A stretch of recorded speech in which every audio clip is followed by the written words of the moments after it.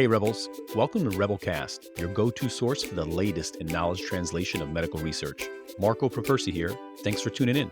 And be sure to subscribe to the podcast and follow the team on social media to keep up with the latest content. And today we're here with Lynnsey Moss. Lindsey, tell the audience something they don't know about you. Hi, I am one of the first-year fellows at the Maine Medical Center Critical Care Program, having just graduated from an emergency medicine residency, and I'm really excited to join you for this podcast. Lindsey, thanks for being here. Great to know you, and it's just amazing to see how far you've gone. And today we're going to be discussing Pip-Tazo versus Cefepime. And this is an article actually you suggested, so I'm really excited to get into it. But give us some background. One of the overarching questions throughout my residency with this really classic bread and butter emergency medicine patient of undifferentiated sepsis is what is the right choice in empiric antibiotics for these patients? I oftentimes would hear, oh, you should use Vanc with piperacillin-tazobactam unless they have a kidney injury. And then maybe you should reach for the vancomycin and cefepime. But then later, even just during the last few years of my residency, it was actually maybe that kidney injury thing isn't real. And with the most recent 2023 ACORN trial, we know now that concern for kidney injury with vancomycin and piperacillin-tazobactam is not as prominent. You do get some neurotoxicity with vancomycin and cefepime, but ultimately there isn't a ton of data looking at all-cause mortality and comparing these two regimens until this article, which I thought was really interesting and wanted to dig into more.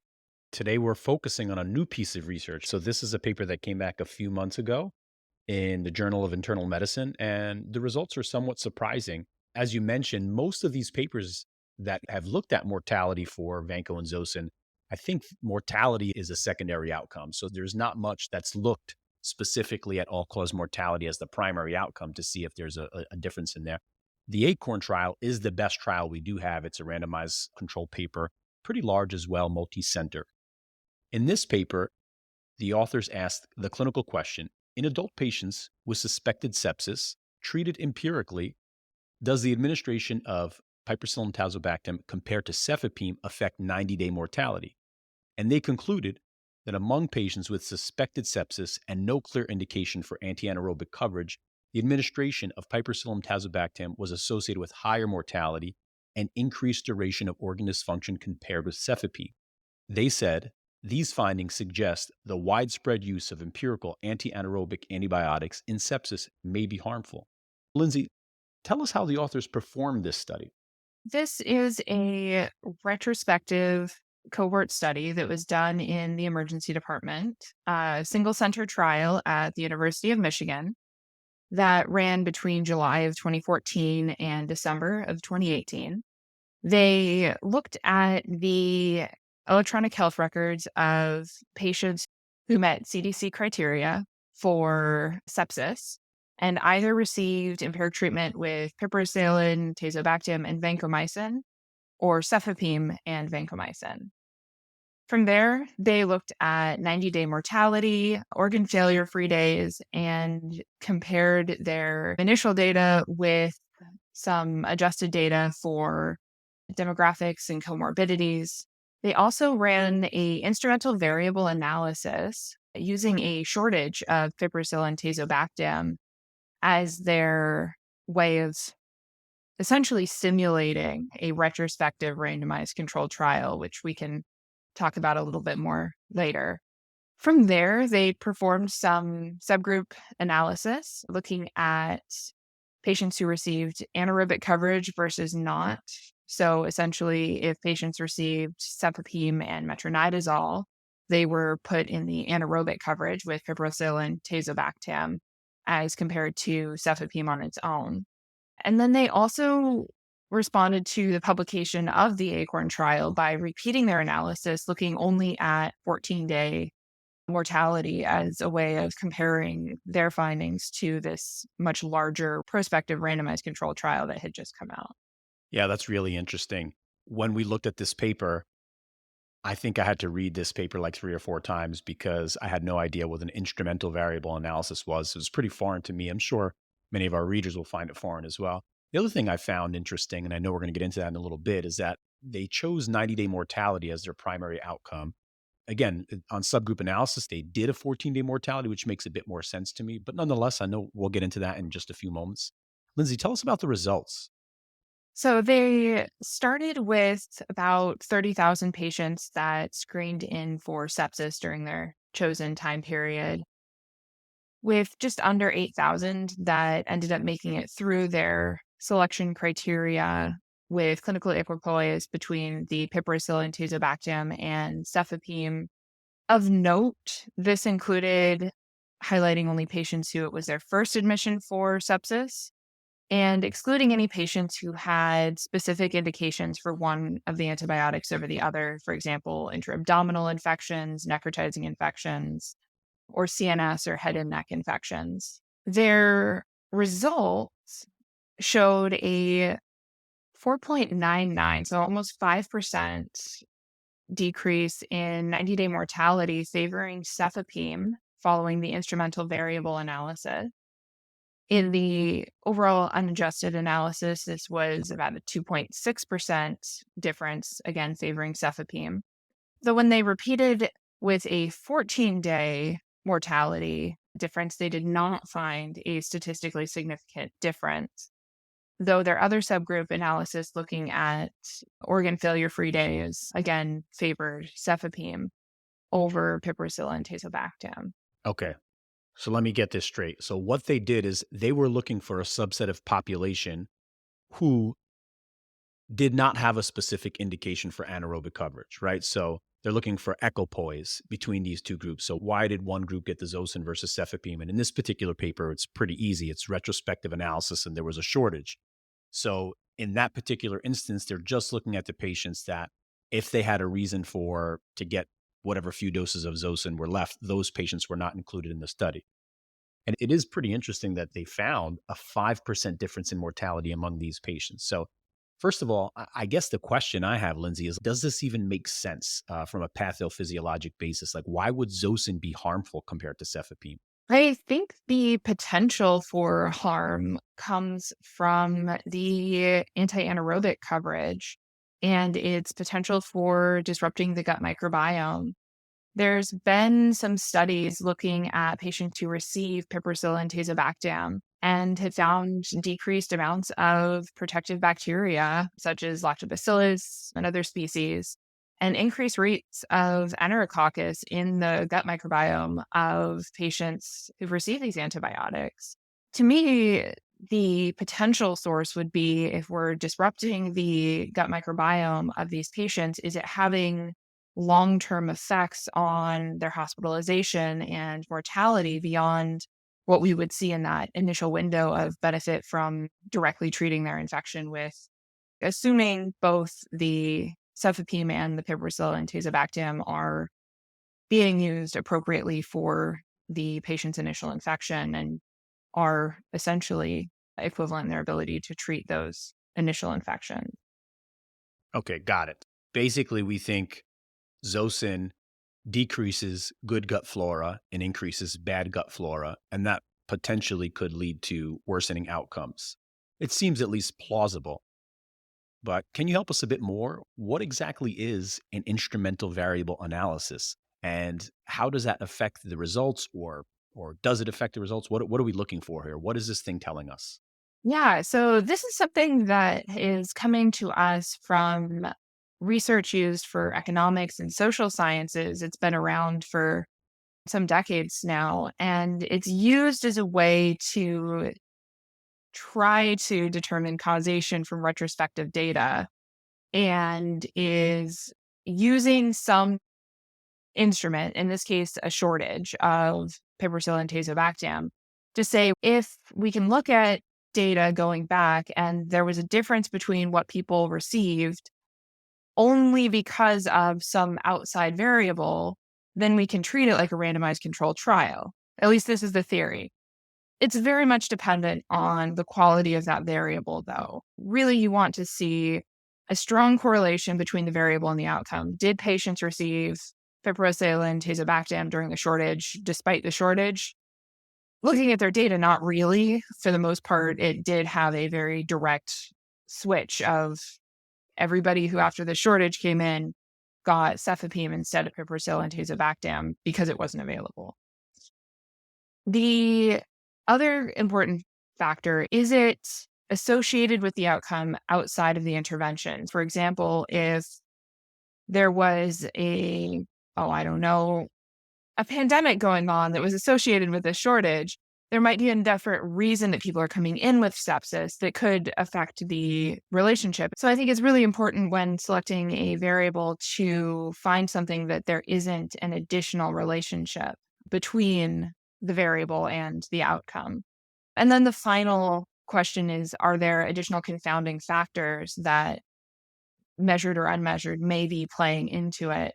And I think that becomes really the key thing with any retrospective analysis is, where are the uncontrolled factors that you really can't fully adjust for when you're looking at retrospective data because of the nature of the data?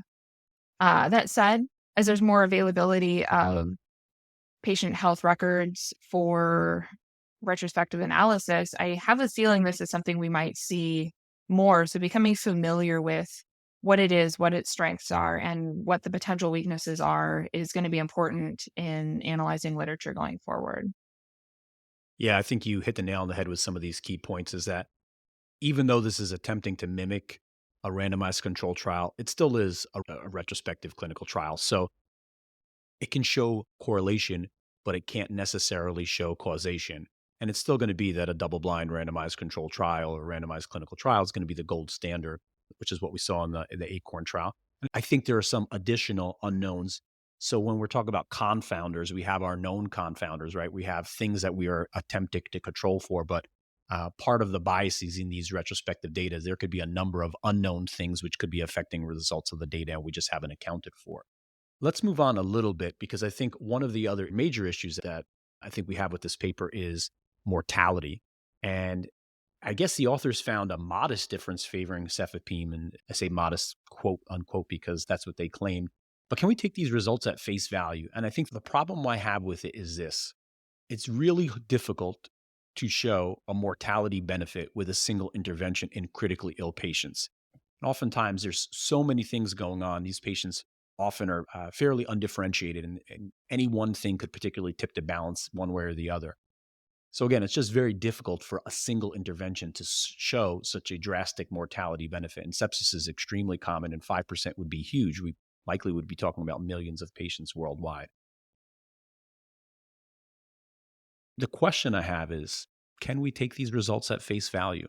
I wish we could just say, oh, yes, this is it. We found a way to save so many lives, but I don't think we can. I think we definitely need to dig into the question more. But ultimately, I have a couple thoughts. One being, with 90-day mortality, it may be that the results are indicative of a longer acting process that provides benefit further down the road. But it may also be a representative of there being more confounders that haven't been reflected. Ultimately, there were some differences between the patient populations in medical comorbidities between the two groups, rates of heart failure, that sort of thing. And even beyond that, really looking at it, this data was starting with the first dose of antibiotics being one versus the other. They didn't discuss a lot of how the antibiotics changed over time and whether they were narrowed quickly versus never narrowed and just stayed on a full course.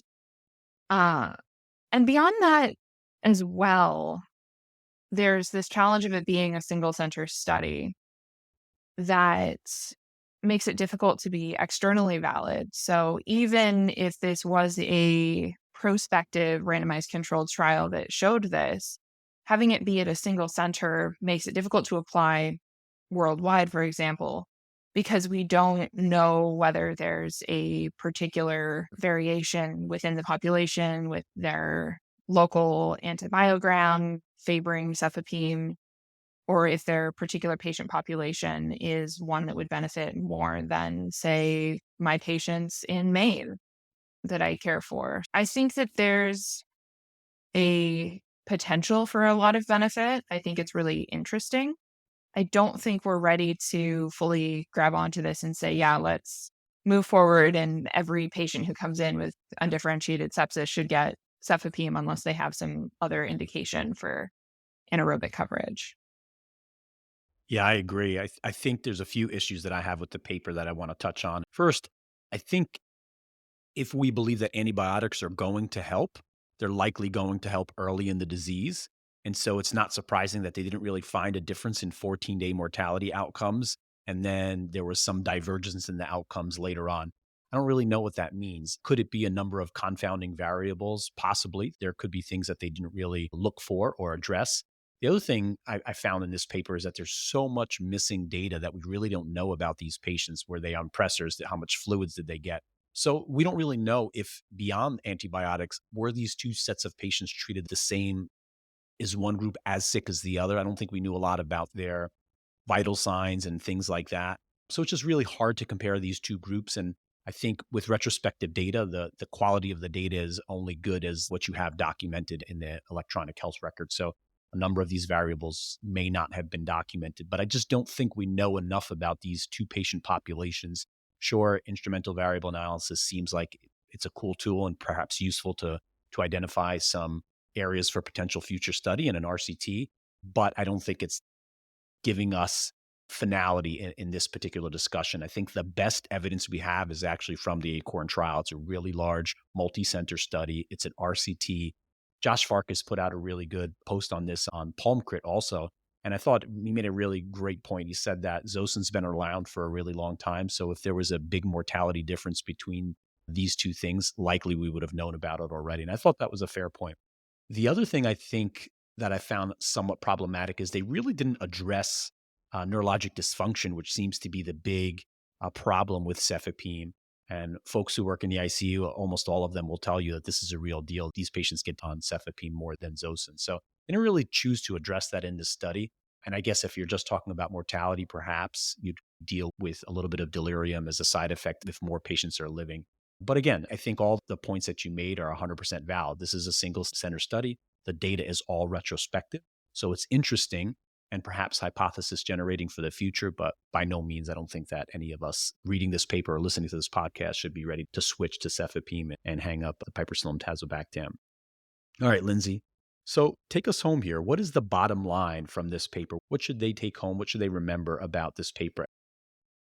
Yeah. So, bottom line, this is a single center retrospective study, but it did show a 5% reduction in 90-day mortality in patients who received Cefepime in those who didn't have a clear indication for anaerobic coverage.